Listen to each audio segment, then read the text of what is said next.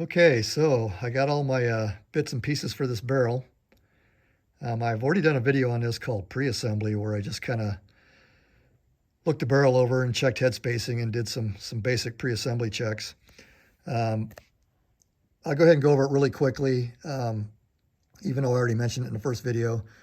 The detent hole for the front sight post had some burrs on it where they machined out the main section of the well here for the front sight post, and that would not allow me to get the detent into the hole. So that was the first thing I had to do, was get rid of the burrs that were right on the very corner of the machine work there. And then once I got that smoothed out, we got the detent going in and out really nice. The second thing that I had to touch up a little bit was the M4 cuts here on the extension. There were some very minor burrs on the very edge here. I could just barely catch my fingernail on it, so it was maybe like a thou or 0.002. But there was enough there to where I felt like it was maybe going to cause some damage or scratch this thing up putting it in, or possibly even get it hung up. So we took some emery cloth and smoothed that section out here where there was just some very minor burrs.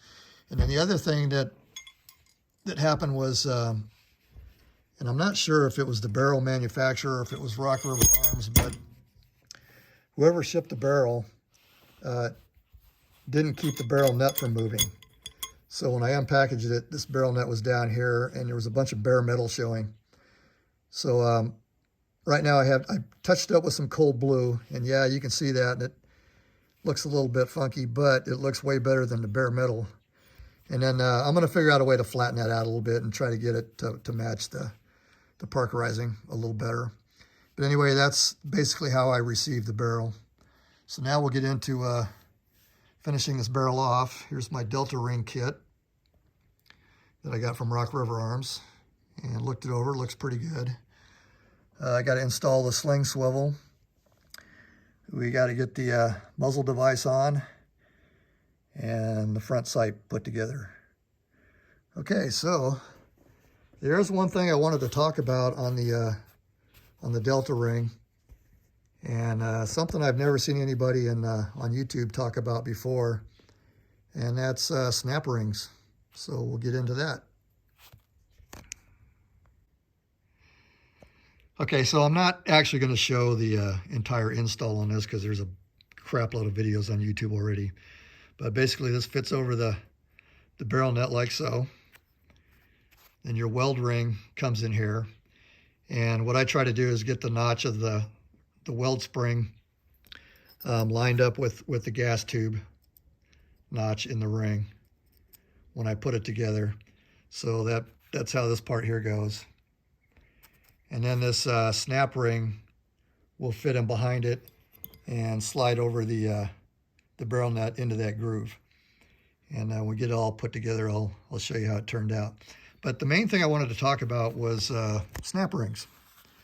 These are generally stamped from a machine, a big press that comes down and knocks these out of some sheet metal. And what happens is when they get pressed out, there's usually a more radiused or rounded edge on one side and more of a sharp edge on the other side. Now, because I'm a mechanic and I've also got OCD, which I've mentioned more than once, you take the sharp edge of the snap ring and you face that away from any possible load. So like if you're working on a car transmission or a motorcycle transmission or any type of machinery where there may be a load put on one side of the snap ring versus the other, you face the sharp edge in the groove away from the load. So because there's going to be a spring here pushing against this snap ring, I'm going to take the sharp edge of the snap ring, and that's going to be facing towards the receiver, away from the load of the spring. Now, does this really matter on an AR-15? I doubt it. You know, even when you're pulling on this Delta ring, trying to get your hand guard off, are you going to be putting that much force on this spring? up against the snap ring in that groove to where this pops apart? No, I've never heard of that happening either. But just because I know how a snap ring should be installed, I'm going to put the sharp edge of the snap ring facing the receiver. So anyway, that's kind of mainly what I wanted to mention. And when you put these on, it's probably a good idea to have a pair of these, some snap ring pliers. Yeah, you can probably get it on there without these, but this is going to make life a lot easier. So anyway, we'll get it on there. I'm not going to show the actual complete install, but we'll kind of show you how it gets pieced together as we go along. Okay, so delta ring. Here's your gas tube notch right there. And that fits over the barrel nut.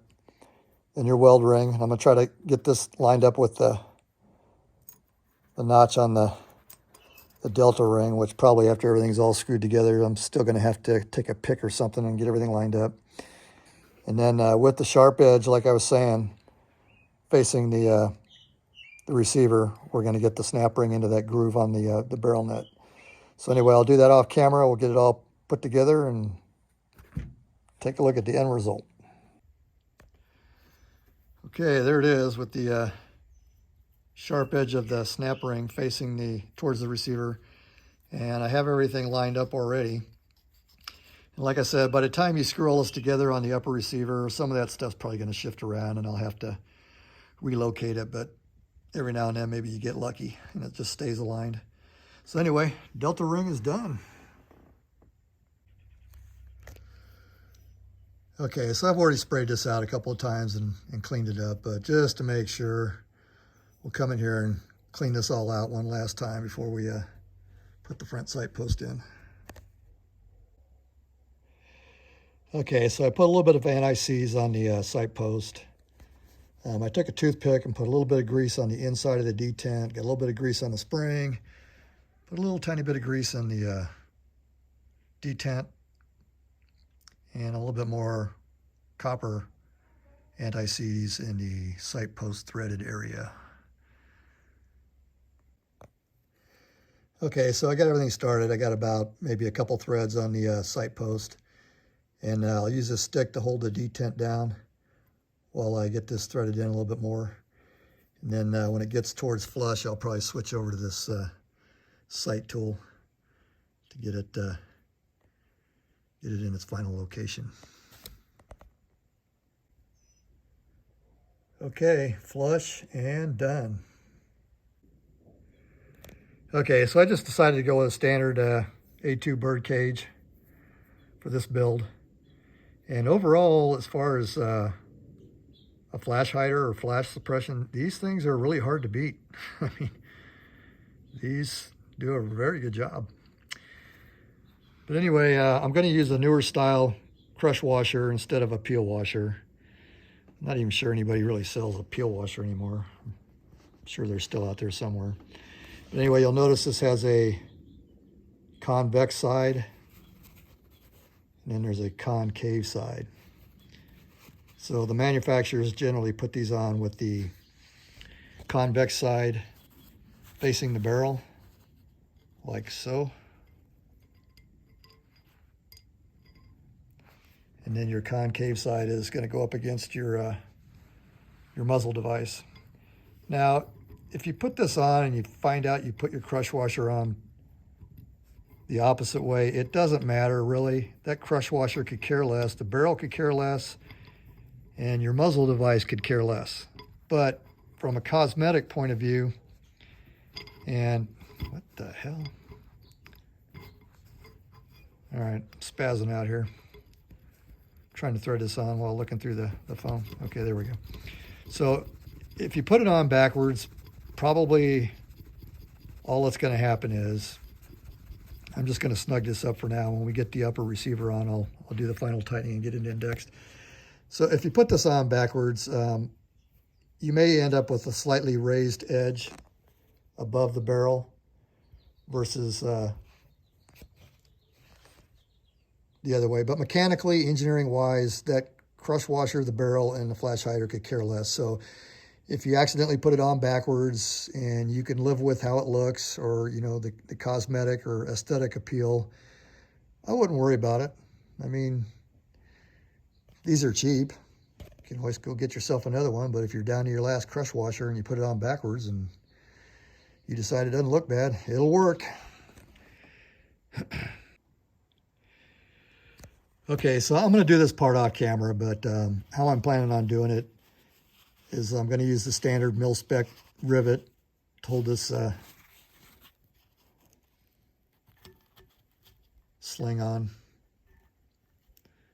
And how I'm going to do it is I'm going to support one side of it, and I'm going to take a roll pin punch. And I'm going to select a roll pin punch to where the center portion is just slightly bigger than the opening of this, but can still get centered, and then just mushroom that over. Now, they sell a tool for this. I don't have it, so that's how I'm going to do it. Now, just in case I completely make this thing ugly, I bought a second one. So we will get this thing installed, and it will look good, one way or the other. Okay, it didn't look that bad when I had it installed, but one edge had a slight split in it. It didn't look too bad, but I wasn't happy with how it turned out. And what I tried to do was use roll pins to kind of mushroom the edge, but it didn't work as, like I said, it didn't work as I was hoping. So if I'm going to use the rivet, then I'm probably going to have to get the tool, or maybe take it into a gunsmith and let him get it attached to the rifle. So for right now, that's how it's going to look.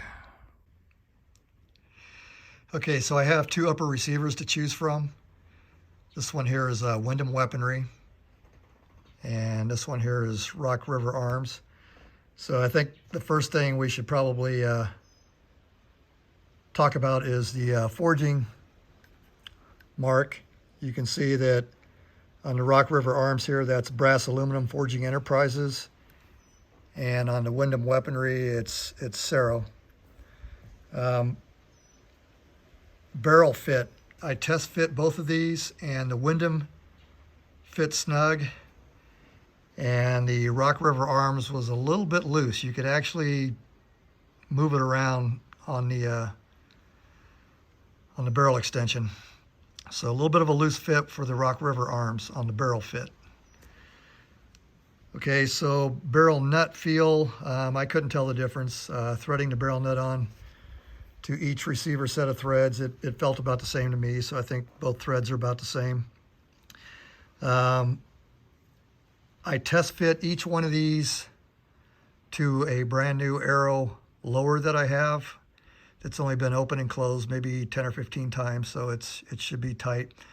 The upper receiver that I have on there right now is also an arrow, and it's a very, very snug fit. There's no movement at all. But the Windham Weaponry moved very little. It almost didn't move at all on top of the arrow test fit. And once again, the Rock River Arms was a little bit loose and a little bit wobbly. So overall, barrel fit and lower receiver fit, the Windham did better. And then something else I noticed on the assist knob on the Rock River Arms, it's got a roll pin here on the end, and on the Windham Weaponry, they must be using a different style, because I don't see any roll pin on the assist knob, or push button, whatever you want to call it. Anodize is very good on both of them. No issues on the anodize. The ejection port cover on the, sorry about the camera work. On the Windham Weaponry, you'll see that it's a bright stainless color versus the Rock River Arms. It's got more of a bronze color. Now, as far as I can tell, the spring coil gauge, the gauge of the wire on the spring, it seems to be a little bit thicker on the Windham Weaponry. Now, that just could be the way the light's hitting it, or the color or something, but the coil windings on the Rock River Arms seems to be a smaller gauge. Now, the number of coils, I counted them, because that's just what I do. They both have the same number of coils. And it looks like about the same spacing. So maybe I'm wrong about the wire gauge on the spring. Maybe they are the same. Like I said, it's just the light, the way it's making them look. I slid a brand new bolt carrier group in both of them, and the bolt carrier group felt about the same.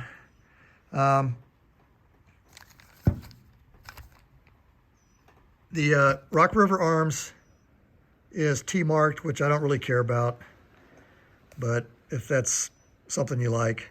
The Windham Weaponry is not T-marked. Okay, so now we're going to get into the last thing that it's not really a concern, it's more of a why, or what's going on here, and that's the receiver M4 cuts. So we'll take a look at that real quick. Okay, so this is the Rock River Arms, and what we're looking at is the M4 receiver cuts. And on the Rock River Arms, they're a little bit more pronounced, and they look a little bit more like what I'm used to seeing as far as the width and the depth and the size of the cut. So now we're going to take a look at the Windham Weaponry, and you're going to see a big difference. Okay, so this is the Windham Weaponry, and way smaller cuts. I mean, they barely removed any material at all. So I'm like, I don't remember ever seeing any of my ARs with M4 cut receivers with cuts that small. So anyway, I'm going to put them on the barrel, and then we'll take a look at how they look with the extension cuts. Okay, so that's Rock River Arms, and you can see how the cuts, the width of the receiver cuts are about the same width as the barrel extension. So now we'll pop the Windham Weaponry on here and take a look at that difference. Okay, so I don't know how good we're picking this up on the recording, but you can see that the cuts on the Windham are just minimal. And it's almost like it's not really an M4 cut receiver. It's like a slightly modified rifle type receiver. But anyway. Okay, so those of you that might not be familiar with the difference between a rifle barrel extension versus an M4 barrel extension versus the upper receiver with a rifle receiver or an M4 cut receiver. I ran across this quite some time ago and thought it was worthwhile, so I printed it off. So anyway, that's what we're doing here. Okay, for those of you watching, this might not have been your choice based on what I was showing you, but I've decided to go with the Windham, and the main reasons are the barrel to receiver fit is snug, and the upper to lower fit on the lowers that I tested it on were snug. And so the Rock River Arms had a looser tolerance up here and had a little bit of wobble on the lowers that I checked it on. So even though the Windham Weaponry has pretty much non-existent M4 receiver cuts, I've decided to go with the Windham. I mean, it's a rifle anyway, and it's only going to be fired semi-automatic, so I'm not sure how much the M4 cuts are going to matter on this build anyway. So anyway, I'm not going to go into every last detail on this build and showing everything, but standard steel USGI barrel net torque is 30 to 80 foot-pounds to get your barrel net lined up for the gas tube. So we're going to get this barrel spun on. I'll put some anti-seize on here, and then we'll get the gas tube pinned in. And then after that, it's just put a hand guard on it and figure out what I'm going to do with the sling. So anyway, hopefully I shared enough information to keep it semi-entertaining here today. Anyway, Pete, North Las Vegas, over and out.